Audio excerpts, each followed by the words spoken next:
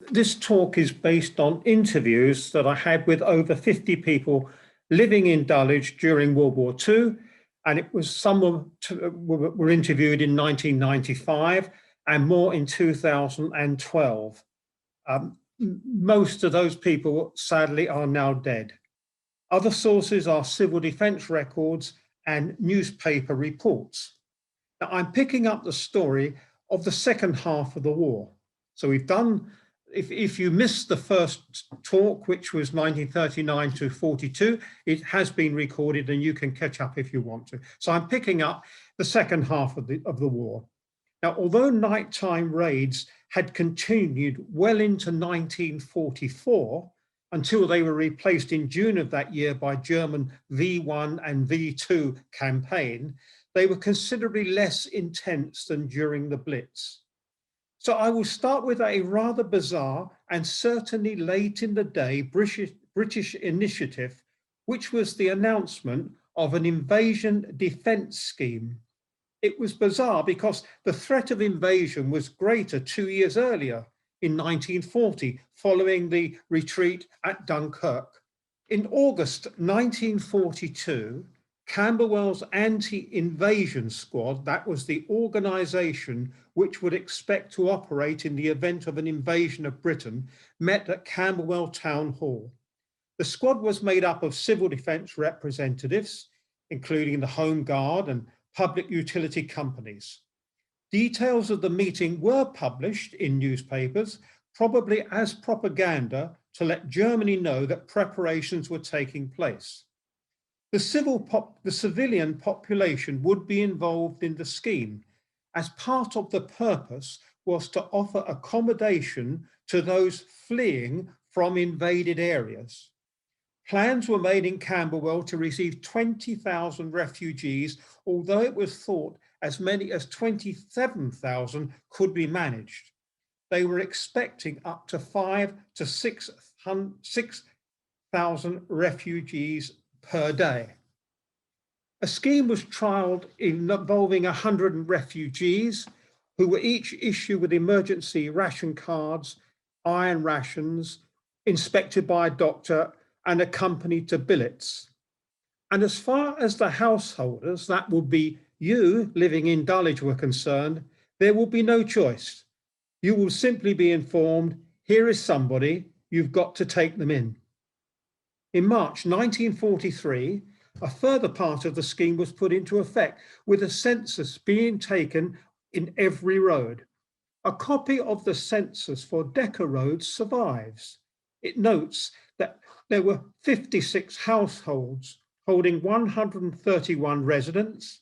It notes which houses had radios, which residents were already members of the Home Guard, the National Fire Service, or the Civil Defence. It established that in the event of enemy damage to the water supply, wells were available at Dulwich Hospital and at Honor Oak, and that each house had a 75-gallon water tank in their loft. Transport was an important item on the form, and about a third of households could muster a bicycle. Even the number of perambulators was asked for. Tools like axes, garden forks, and saws were also listed. Each road had a street leader who made a list of volunteers for the scheme. In Decker Road, a half a dozen OAPs promptly volunteered, and 3 were accepted as fire watchers. They stood guard for the next 2 years. Many of the younger people, not already in any of the civil defence organisations, also volunteered for fire watching duties, and the younger still were accepted as messengers. Training exercises were organised, code words were given, and terse messages relayed from the local command post to the street leaders. Some survive. So here we go. To street leaders, Dulwich Library captured, but defenders working within our area. Send 10 men with picks and shovels to create a roadblock at Woodward Road at the end of Decker Road. So LTNs are nothing new in Dulwich. Incendiary bombs were the biggest menace. And the picture on the right shows one. The picture on the left shows a proprietary bomb snuffer that you could buy from Belling and keep in case you had an incendiary, but you could use a bucket and sand and so on. Now, thousands of incendiaries fell on Dulwich. At Decker Road, the #1 firefighting party was called out to deal with incendiaries which had fallen in the old burial ground. Nora Young recalled, 2 pails of water in a wheelbarrow at the ready. We were called out, but by the time we found a ladder to climb over the wall, they were all out. We were very disappointed. The only time we really went into action was when a man caught his eider down a light by smoking in bed. Decker Road's Invasion Defence Firefighting Party stood down on the 11th of May, 1945. But fire watching was no joke. It was an essential and dangerous job. One Dulwich ARP warden stopped counting the number of incendiaries reported in his area when the total reached 500 in one night. After the Blitz had ended, there were still air raids on London, as I said, but with much less frequency and always in darkness. On Saturday, the 16th of January, 1943, for the first time in 14 months, RAF bombers carried out a very heavy raid on Berlin.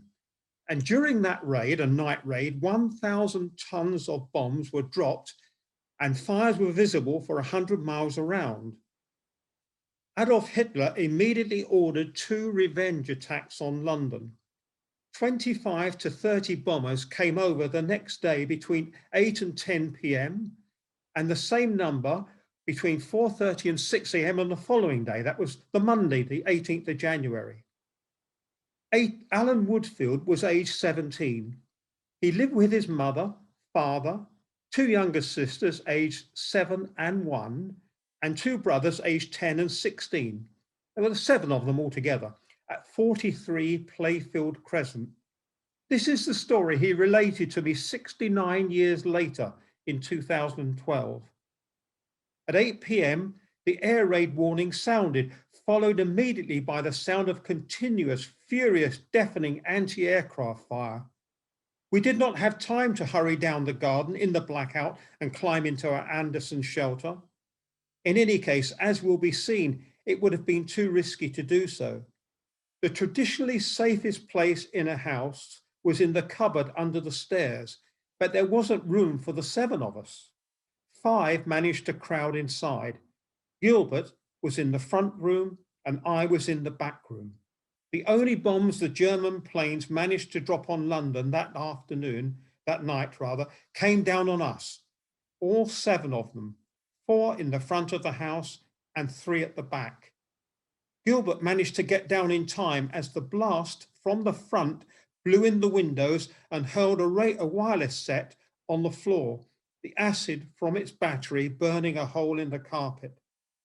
I crouched down amongst the dining room wall near the cupboard as the blast from the back blew in the window, tore down the blackout curtain, which wrapped up all the glass and carried it across the room, avoiding our canary in its cage, suspended from the ceiling, but hitting the wall just above my head.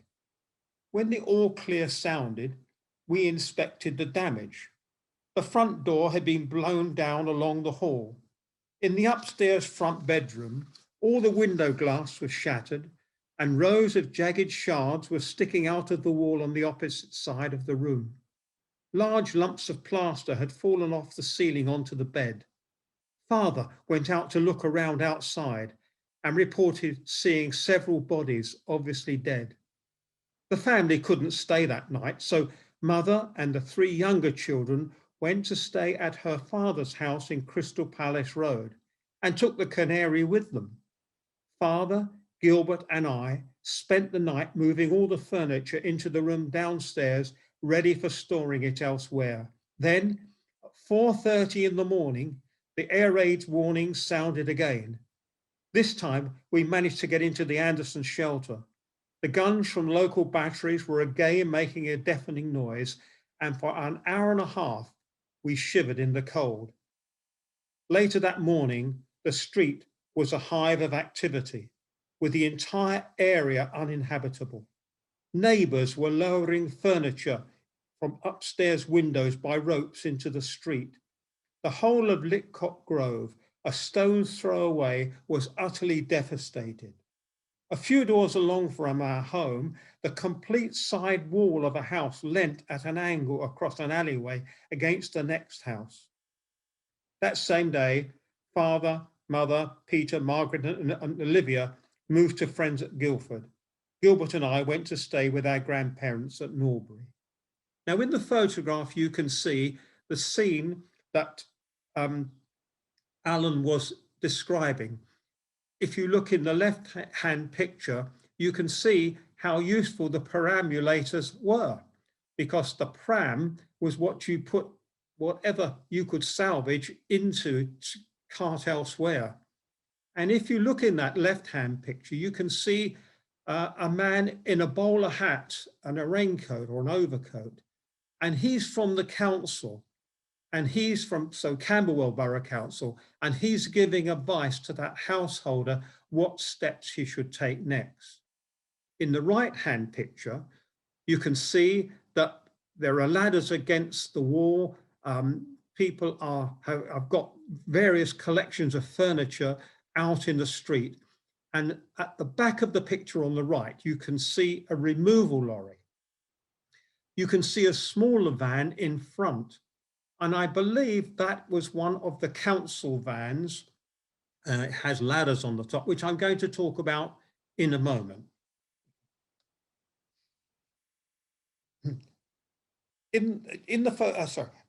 Where possible, people went to relatives, as Alan Woodfield did. But if that was impossible, you would be housed in a rest centre run by the WVS, that's the Women's Voluntary Service. I just want to say a quick thing about the WVS. It was formed in 1938, and it gave the opportunity for married women who usually left work when they were married to take up a really essential job during the war. And the WVS was responsible for the housing of many of the people that were bombed out. They were responsible for the receiving of evacuees, responsible for the giving of temporary furniture and clothing. So they performed an extremely useful job. What happened to those people in Litcock Grove was, if they couldn't go to relatives, they went to an emergency shelter. And if you were there, the nearest one was quite close, really. It was at what is now the United Reformed Church. Then it was the Congregational Church, Melbourne Grove, on the corner of East Dulwich Grove. Now, in those pictures you see there, on the left-hand side, you can see the extent of the devastation of Litcock Grove. You can see the one side of the house that Alan Woodfield was mentioning had sort of fallen away. In the background, so you can sort of imagine where it is now, that building in the background was a furniture repository, but it's now exactly the site of Allane's Junior School. And if you look in the picture on the right, again, you can see the pram being loaded up, so how useful that was, and the Salvation Army performing essential work right the very same day, really, and how handing out tea and so on. In 1942, the Da Costa family, who were of Italian extraction and involved in the importing of Italian groceries, evacuated from London, and Mr. Da Costa joined the army, the British Army, where he rose to the rank of Major in the Royal Army Service Corps. He was approached by estate agents representing the Dutch government, who were seeking to rent his house, then called Glenlee on the left. It's now called Tappan House, been renamed. Agreement was reached, and the house became the secret accommodation for a large number of young Dutch agents recruited from those who had fled Nazi-occupied Holland and joined the Allied forces. The house was sufficiently discreet, yet easily accessible from central London. The house received the code name Huis Anna, Dutch, or House of Anna. It will be the home for the young Dutchmen where they could relax, but also receive training in coding, radio training, and unarmed combat. Other skills like parachuting were taught at other centres. The first 10 agents arrived at the house in January 1943. Among them was Bram Grisnett, that's Bram on the right, which I think is short for Abraham, but Bram was what he liked to be called. He received his training and fondly remembered Dulwich Park and a beer in the evening at the Grove Tavern. To keep the agents fit, they went for early morning runs in Dulwich Park. In the spring of that year, while travelling back and forth from his training in parachuting back to Glenlee, he was on the train on the Victoria line, and there he met and fell in love with a JAG's sixth former, Anne Stone. Now, the first agent was flown to Holland in late March 1943, so we're only talking about a couple of months after it was occupied. I mean, Glenlee was occupied. But unfortunately, this agent was killed when his aircraft was shot down. Bram Grisnett was parachuted into Holland with another agent in September 1943. He made contact with the Dutch underground movement and began sending back to London a large number of radio messages, including details of German troop numbers. His luck ran out at the end of 1943, and he was caught by the Germans. After a gunfight in which his friend was killed, he managed to get away, but in February 1944, he was trapped by Germans using radio detecting equipment and was captured. Altogether, 34 Dutch agents were billeted at Glenlee. 16 did not return. Bram was one of the lucky ones. Of the 19 who were captured, 14 were killed or died in prison camps. The last agent was parachuted into Holland in April 1945. That's sort of less than a month before the war ended. Sadly, he drowned when he parachuted into a lake. Now, the first flying bombs, originally named pilotless planes, but soon nicknamed flying bombs or doodle bugs because of their slightly erratic behavior when their engines cut out, exploded in Rosendale Road on the 23rd of June 1944, killing 4 people. And here we have the scene in, well, actually, this is a couple of weeks later. So the first one was 23rd of June 1944, Rosendale Road. A few weeks later, this is Lovelace Road, nearby Lovelace Road. And this was the scene of another tragedy. Bruce Cox, who was a pupil at Allane's, what was then called SLES, which meant South London Emergency Schools, recalled what happened. One sad or lucky event of the flying bomb period was the death of Peter Jenkin. He was about the closest friend I had at school. We were both 16, together in the same form, and the Officer Training Corps and the Scouts. We did many things together. During the summer holidays of 1944, it was agreed that I would go to his place at 32 Lovelace Road and play with his train set. I did not have one. For some reason I do not remember, I went on a bike ride with another friend from Allane's, John Neal of Streatham, on the agreed day. The flying bomb hit Peter's house full on, and Peter and his mother were blown to pieces, little being left to identify them. The sites of exploding V1s were mapped by the Ministry of Home Security. That's not this map here. This map was one that was published in newspapers at the end of the war. But all of the exploding V1s were mapped by the Ministry of Home Security. And it soon became clear to the British intelligence that flying bombs were slightly underpowered. either the distance from their launch point to their target, which was Charing Cross, had been miscalculated, or there was insufficient fuel. The map revealed, in fact, as this one does, that North Dulwich Station became the average extent of the V1's range.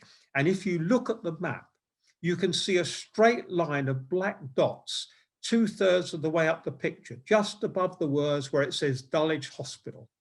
And that was the average point where the V1s were exploding. And this line, as it was called, became the mean point of impact.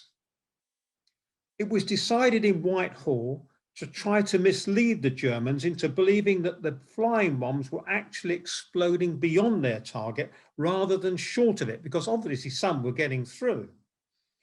One of the intelligence chiefs involved in this deception was Dr. R.V. Jones, who went to Allain School as a boy. The means used was to use double agents to feed misinformation back to Germany on the sites of the explosions. The principal agent used was Eddie Chapman, known as Agent Zigzag, and there he is on the left. A double agent about whom you might have seen a program recently on television. Eddie Chapman's MI5 handler was Ronnie Reed, seen on the right of the picture. Some of you will remember Ronnie Reed, who lived in Court Lane Gardens and was a very active member of the Dulwich Society. Ronnie Reed passed Agent Zigzag the misinformation, and Agent Zigzag passed the misinformation back to Germany. The V1 range was shortened and many exploded in South London thereafter. Agent Zigzag was so believed by the Germans that they did what he had told them, what was happening. And in fact, you cannot make these extraordinary coincidences up. Dulwich was the unintended target. An ex-Dulwich boy devises a plan to confuse the enemy, and a later Dulwich resident puts the plan into operation. Incidentally, Eddie Chapman was awarded the Iron Cross by Germany, who thought he was working for them, and he gave it to Ronnie Reed after the war, and his son now has it. And here are one or two more pictures of the damage caused by V1s in Dulwich. And on the left-hand side, that's the shops. They've been altered. So if you can imagine, you're actually in Park Hall Road, on the corner of Croxted Road, where the tile company, which is now closed, stood. That's where the bank was, and it's been moved. And those shops have now been replaced by other buildings. The devastation on the right is that same row of shops seen from the rear from Croxted Road. And then Dulwich College science block was hit by a V1 flying bomb. And here you can see the college boys who were still having lessons while these raids were going on. You can see many of them are in school uniform or sports uniform, hauling out some of the salvageable things from the damage. But life went on as nearly as possible as it was in peacetime, which is quite extraordinary. So on the left, you see this iconic photograph, also taken in Dulwich College, at the Pavilion, and you can see the sign, wounded men's entrance, wounded women's entrance, the great piles of sandbags, and you can see the opening batsman coming out to bat through that. On the right-hand side, that was the Dulwich and Sydenham Golf Club on the same site, clubhouse, as the present one. And extraordinary that in 1943, it increased its membership from 404 to 442. Not long after, that also received a hit from a V1 and destroyed it. And the golfers had to adjourn to a temporary golf clubhouse called Rycoats Mead down on Dulwich Common. And altogether, 30 bombs fell on the golf course during the war. And as I said, it seems quite extraordinary that people managed to carry on as much a normal life as possible, considering London was being targeted for almost 9 months by V1s and then V2s, 81 of which exploded in Camberwell, of which 38 exploded in Dulwich. One young woman, Dulwich woman, recalled, "We used to go to the Adelphi Theatre and saw Ivor Novello musicals. We saw the Dancing Years and Perchance to Dream. I used to meet a lady whose husband was in the army with my husband. We used to go to the Lion's Corner House at Marble Arch and catch up with what our husbands were up to. While we were in the corner house, music was playing, and that was lovely." When a V1 exploded behind the Church of St. Thomas More at Dulwich Library on the Thursday, the 13th of July 1944, it also damaged Mr. Wrighton's house, which backed onto it in Court Lane.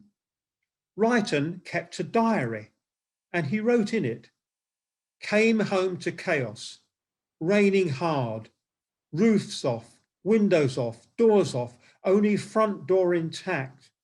Dorothy, fortunately at the ballet in London, patched up the windows. Dorothy arrived home 9:30 in the evening, worked like a trooper till 12 o'clock midnight. I went to work. Friday the 14th and Saturday the 15th. Windows done, roof done, dining room all clear, shelter room all clear, Dorothy's room all clear, bathroom all clear, John's room doors all secured. Went to the corner house and Westminster Abbey. Home for tea, changed and got main bedroom all cleaned and polished, landing, hall, stairs, all okay. At 9:30 that evening, new lavatory pan put in. Got off extremely luckily. No ceilings down, only cornices. What a slog." And so here you can see a programme of Dancing Years on the left, which that young lady went to see. And other reports mention people going to concerts at the Royal Albert Hall. And those concerts took place in the afternoon so people could get home easily before the blackout in the evening. A week after poor Mr. Wrighton suffered all that damage, another flying bomb exploded in Gallery Road, causing severe damage to the gallery and the chapel, and is destroying Gallery Cottage. The bomb had fallen in the middle of the road, leaving a 15 feet deep crater and fracturing the large sewer. In 1939, 79 of the gallery's best pictures were sent to the care of the National Library of Wales, and I mentioned this in my last talk. And you may remember that a year later, a further 279 pictures were sent after bombs were falling close to the gallery and had caused damage to the building. And the gallery was, of course, immediately closed. So what was left were pictures of less importance or ones that were already in a poor state, but also the furniture which had been left by Mrs. des Enfants and had come from the Charlotte Street house.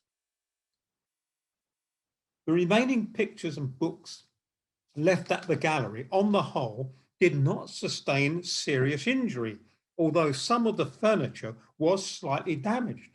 A miracle, really, when you look at the photograph on the right of the picture gallery and see the damage to the building itself. The pictures were immediately removed and taken to Dudley College. That's whatever pictures were left, and they, as I say, these were only the poorer quality. So they were taken to Dulwich College, where they were stored in the North Block shelter. And here we see two photographs of Lordship Lane, and the cooperative stores is that block in the centre of the picture. And if you look in the right-hand picture, which is taken from an identical angle, You can see where that block had stood. The site had been cleared by this time. On the afternoon of Saturday, the 5th of August, 1944, a V1 flying bomb exploded on the cooperative store's Lordship Lane when it was crowded with weekend shoppers. 27 people were killed and 42 seriously injured. Rescue squads worked for 2 days and right through the night to recover victims. Mary Skinner remembered it well. It was a bank holiday Saturday, and my mother worked at Beard's leather shop in Lordship Lane, and she said I could go to the pictures. I loved going to the pictures, but because of flying bomb attacks, had not been allowed to go for ages. So off I sped to my favourite place, the Capitol, Forest Hill. About halfway through the film, we were informed that the air raid siren had sounded. Some people left, but I decided to wait until the end of the programme. When I got home, I phoned the shop to tell my mother I was back, but there was no reply. I tried again and again. The phone was ringing, but no one answered. I assumed my parents had left early, so I ran from home through Horniman Gardens to wait at the gates for the number 85 tram. I waited a long time. Eventually, to my relief, a tram came into sight. The driver told me that all traffic was being stopped at Dulwich Library, as there must have been an incident further down the hill. I went on, however, but then I was told by someone else that I could go no further. So I explained about my parents. Understanding my predicament and being assured that I was 16 years old, the sympathetic official let me through. After so many years, it's hard to recall details, but it was a time of anxiety and a time of waiting. I sat anxiously waiting opposite the devastation. I must have been given some information. I know I received much kindness from the Salvation Army, who had their citadel nearby in Shawbury Road, and they kept their eye on me and they took care of everyone. School friends came and kept me company from time to time. Eventually, I was told by those in charge that as it was getting dark, all that could be done that day with regard to rescue had been done. It would be best for me to go home and get some rest. They would hope to see me next morning. But unfortunately, Mary Skinner's mother was one of those that was killed in that raid. When Italy capitulated in September 1943, Italian prisoners of war who were imprisoned in Eritrea were sent to England to assist with agricultural work and clearances and reconstruction in cities. Exactly a year later, in September 1944, 2 prisoner of war camps were established locally. One was on Peckham Rye, where 4 huts were erected next to Peckham Rye Park and are now the site of a cafe and the children's play area. The last hut was only demolished in 2018. The other POW camp was in Croxted Road, close to the new medical centre and opposite the end of Ildesley and Acacia Groves, on the site of 5 houses which had been so severely damaged in the bombing that they were beyond repair. Late in the war, Italian POWs were allowed certain liberty, but were required to wear bright green shirts with an orange diamond on the back. And if you look in the photograph on the right, you can see those 2 nearest you have got these diamonds on the backs of their shirts. And I remember well myself seeing these Italian POWs around Dulwich and Peckham in the daytime. In Dulwich, after the Italians were repatriated, they were replaced by German POWs. This was, of course, after the war had ended. And these POWs were also brought into London to help with rebuilding and clearance work, including clearing snow from streets in winter. Local resident David Wales recalls, "We used to put our bikes against the wire fence behind which was a yard and huts, and grey clothed prisoners sitting or walking and generally pottering around were there. The most distinctive feature I recall was the model castle or castles they were building with small whitish cubes of some kind of stone. They were fairy tale buildings, perhaps no more than 3 feet high, and modelled possibly on Neuschwanstein or some other similar castle. A young girl named Yvonne also recalled this camp. She was in the Nissen huts that were put there by Lambeth Council to rehouse homeless people. And it was right next to the POW camp. And she says, although my mother was never really friendly with the prisoners, she was always polite and they used to talk to me. And I remember how nice they were. One day they gave me a beautiful orange parrot made out of wood, which balanced on a post and when pushed rocked from side to side. Believe it or not, I still have that parrot.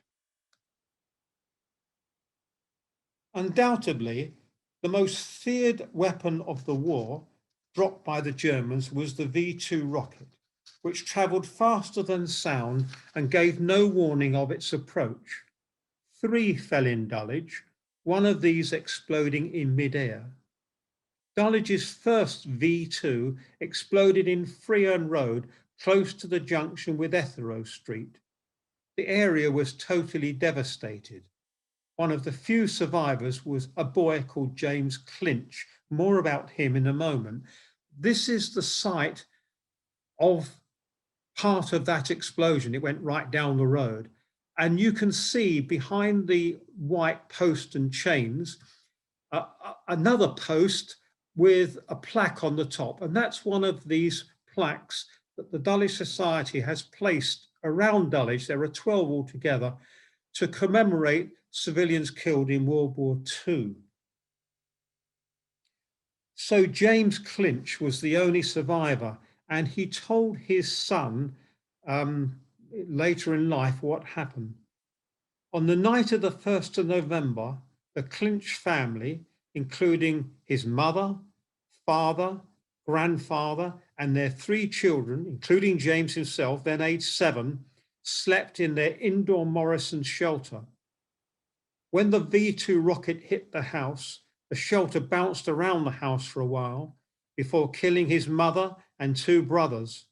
His father and his grandfather were buried for about 8 hours until they were found and pulled out of the debris. They were dead. But he himself was also pulled out, and he remembered the firemen saying, "We've got one here. Come on, son." Counselling wasn't offered in those days, but after recovering from his injuries, James returned to Dog Kennel Hill School, where a collection had been made, and he was presented with a bicycle at the assembly. He remembered being told to cycle across the stage.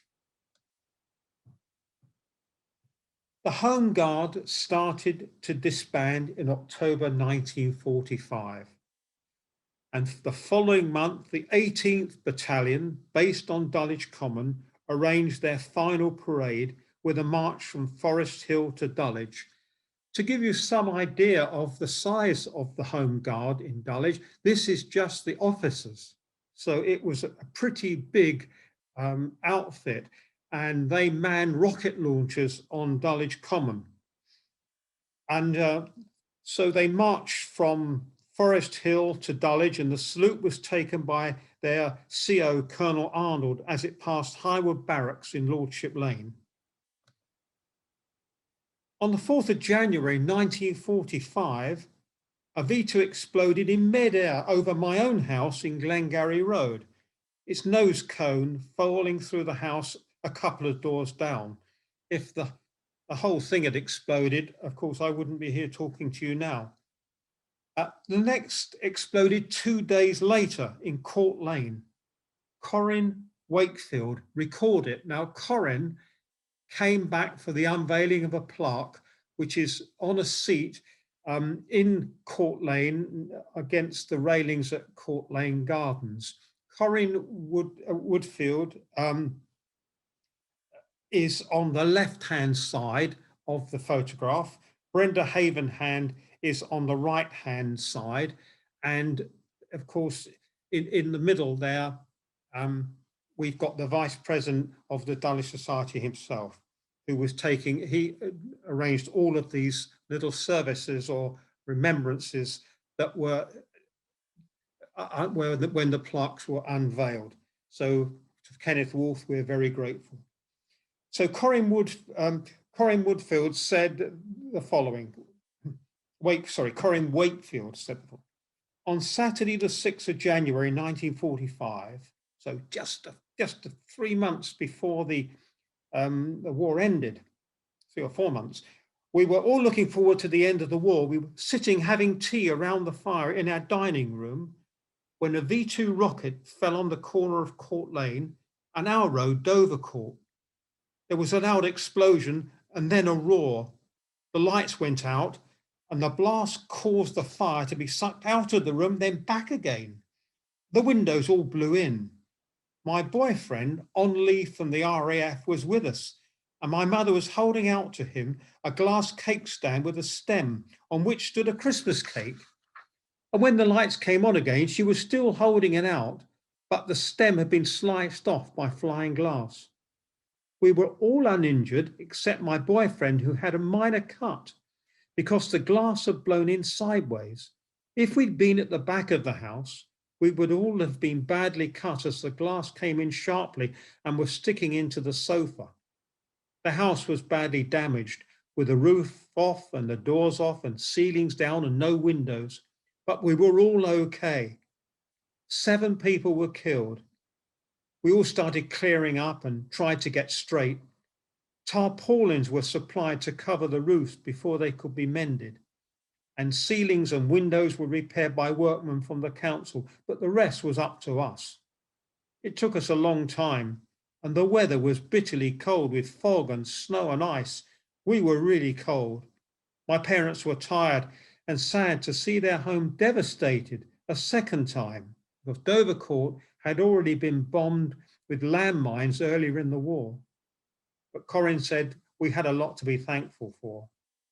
Dulwich's last bomb, a V1, exploded on the 4th of March, only a couple of months before the end of the war.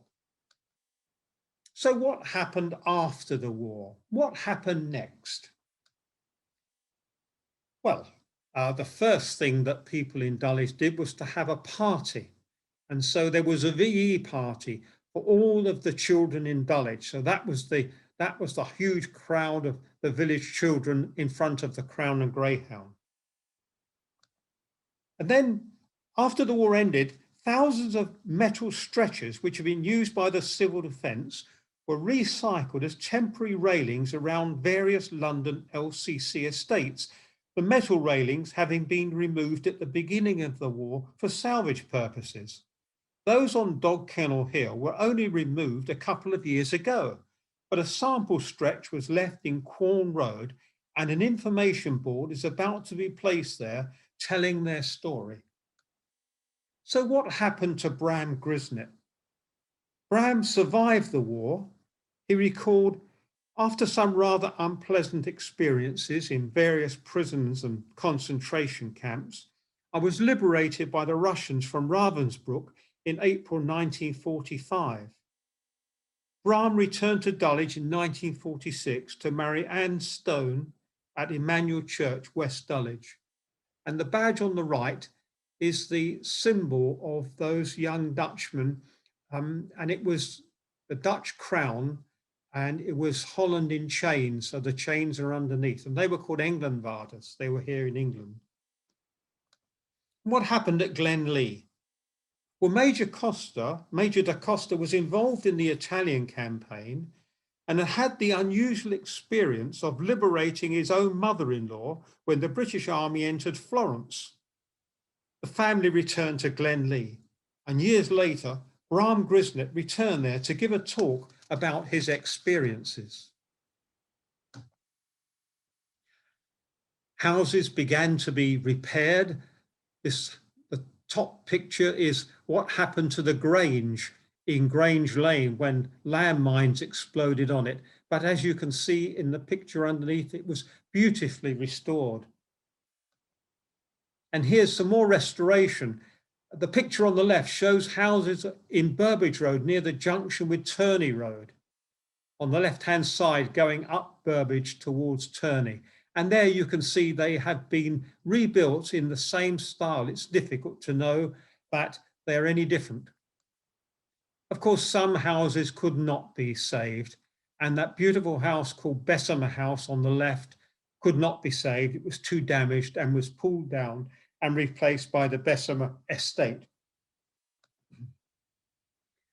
The chapel was severely damaged at the same time as the picture gallery. You can see the outside of the chapel and the inside, and you can see the inside of the chapel after the restoration. And here's the picture gallery itself, really badly damaged in 1944 and reopened in 1952. When the war ended, the director of the National Library of Wales asked if some of the pictures that they had on looking after for Dulwich could be exhibited at Aberystwyth, because thousands of people in Wales who never get the opportunity to see great works of art will get the chance, and that was allowed. And the pictures were brought back to Dulwich and they were restored in Bell House, those that needed restoring, and many didn't. They then went to the National Gallery and were on display until the gallery reopened in 1952. So thank you very much indeed for watching my presentation.